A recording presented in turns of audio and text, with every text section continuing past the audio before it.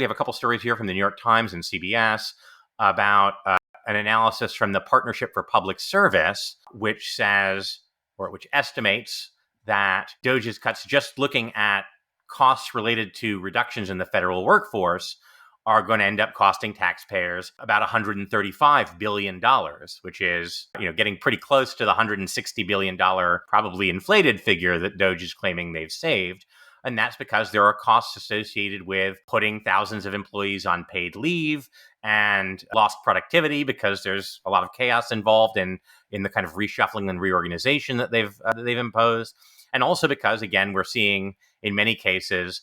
they're firing people without looking too closely at what those people's function is and how necessary they are. And so then they end up having to expend money rehiring people they realize they shouldn't have fired in the first place, or again, losing productivity because it turns out that if you make some of these cuts, the agency can't do things that it needs to do. And that creates costs in the long term as well. Notably, this analysis does not include costs like legal defense against lawsuits, because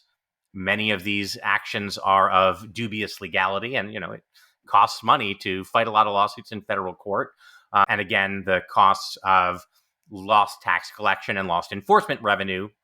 because IRS staff have been cut, because agencies that, for example, collect fines from companies that have been found to engage in misconduct have been cut.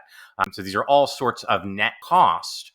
that we need to weigh against the amount that DOGE claims that it is saving. Yeah, for all their talk that they wanted to bring people in who had experience with business into government, these are people who don't understand the fundamentals of being a responsible executive in the private sector, which is your HR and legal teams cost money. Pretty radical and shocking idea to many people who have actually not been on the front line of trying to run an organization.